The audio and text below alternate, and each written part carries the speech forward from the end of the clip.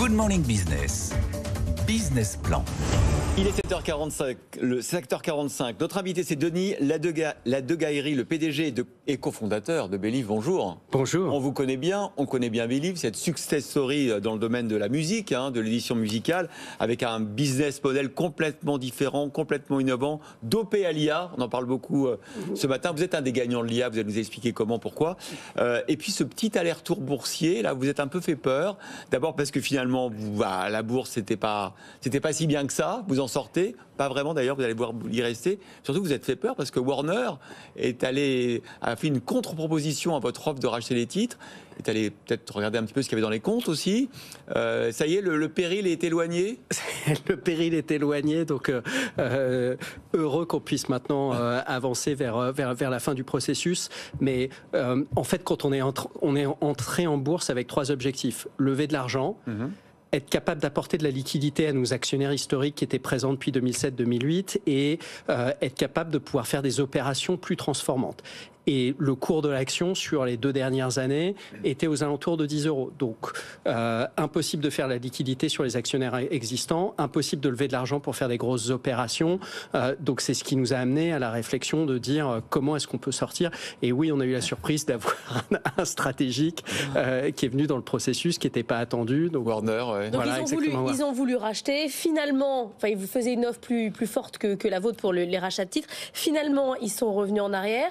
Au final, vous allez racheter des titres, mais vous allez rester quand même un petit peu en bourse. La conclusion de tout ça, à la fin, c'est que vous regrettez d'avoir été en bourse. Vous étiez trop petit. Alors, ce que je dirais, c'est d'abord juste une précision. En fait, Warner n'a jamais fait d'offre. Il est rentré en disant je veux regarder, et il a envoyé une lettre au conseil d'administration en disant ceci n'est pas une offre, ça n'illustre pas l'intention de faire une offre, etc. Donc il n'y a toujours eu qu'une seule offre pour la société.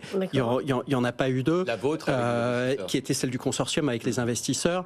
Et oui, notre objectif aujourd'hui, originel, c'était de sortir parce que on a besoin. Notre secteur arrive dans une phase de consolidation. On a besoin d'investir sur des sujets d'IA, sur d'autres sujets. Donc on veut pouvoir, moi je voulais absolument, pour continuer à développer la société, être en capacité d'avoir un cours qui reflète la valeur intrinsèque de la société et des actionnaires qui soient capables d'accompagner et de financer notre développement. Avant de reparler de votre stratégie, votre business model, un petit mot encore, effectivement, ce que disait Laure, vous allez devoir rester en bourse pour faire plaisir aux autorités de marché et pour que les actionnaires qui sont rentrés avec vous puissent profiter de votre succès s'il y a lieu, quoi.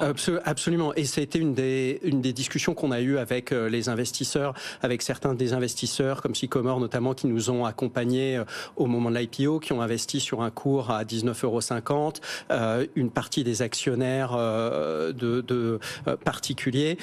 Et donc oui, ce qu'on s'est dit, c'est que étendre la période pendant laquelle on restait en bourse allait permettre pour ce groupe d'actionnaires-là, d'apporter une solution qui leur convenait. Le problème, c'est la liquidité. C'est ça le fond du sujet. Pour des ETI, des PME qui aujourd'hui regardent la bourse avec envie, vous dites attention.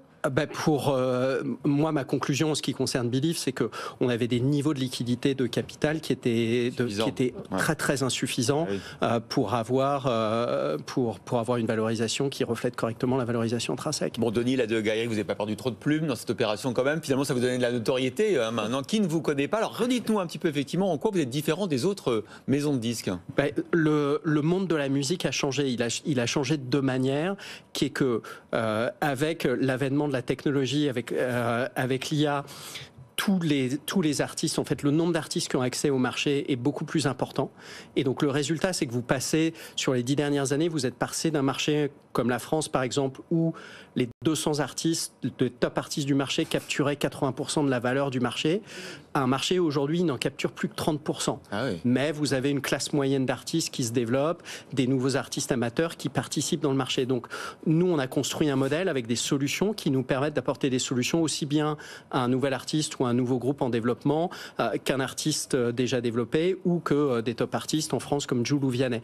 Donc, c'est vraiment la spécificité, ça, et avec un mélange d'expertise musique et d'expertise technologique qui nous permet d'accompagner un large nombre d'artistes. Vous êtes capable, par exemple, avec Jul, de dire il faut qu'il sorte un nouveau son à telle date, avec telle stratégie marketing, sur telle communauté. Vous êtes assez précis.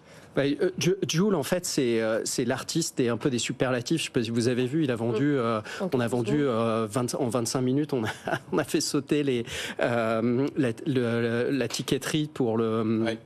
Pour le Stade de France, plus d'1,5 million de demandes de billets. Donc, mais en fait, c'est un artiste des superlatifs parce que c'est un artiste qui est très digital, qui a compris en fait comment est-ce qu'on développait des relations sur les plateformes de réseaux sociaux, sur YouTube, sur les autres plateformes avec les fans, comment est-ce qu'on l'utilisait pour développer ses audiences, qui a un cycle de production qui est très intense, qui correspond très bien à la manière dont les gens consomment de la musique aujourd'hui.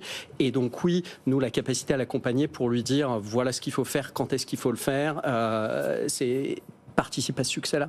Une question sur TikTok, parce que c'est au cœur de l'actualité et qu'on a eu la révolution du streaming. Il y a la révolution maintenant des réseaux sociaux. On voit dans le rapport, on les avait reçus du Snap, que TikTok, c'est le mode de consommation qui a le plus progressé en 2023 et qu'aujourd'hui, la durée hebdomadaire pour les jeunes, c'est environ 1h40 sur TikTok. Or, TikTok ne rémunère pas les artistes à un niveau suffisant. Qu'est-ce qu'on peut faire? Qu'est-ce qu'on doit faire? Est-ce que ça menace votre modèle, justement? Alors, non, en fait, c'est la manière dont nous, on le voit, c'est une complémentarité par rapport à notre modèle. C'est-à-dire que TikTok, c'est un média. TikTok, c'est un média qui influence. Les gens, ils vont surtout, les consommateurs, ils vont pas consommer de la musique sur TikTok. Ils vont regarder des vidéos courtes et ces vidéos courtes vont être illustrées par de la musique.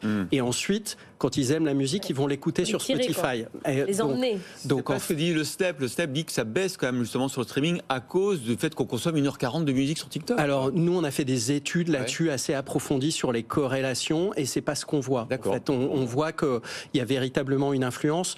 Donc, le sujet de rémunération, nous, on est satisfait de la manière de notre relation avec TikTok d'un point de vue financier ou d'un point de vue... Non, absolument pas. Parce qu'on pense que la valeur de TikTok, en fait, elle est en dehors de TikTok et qu'il faut utiliser TikTok comme un média et non pas comme une plateforme de monétisation de la musique directement. Merci beaucoup, Denis Ladegaillerie, le PDG et cofondateur de Believe.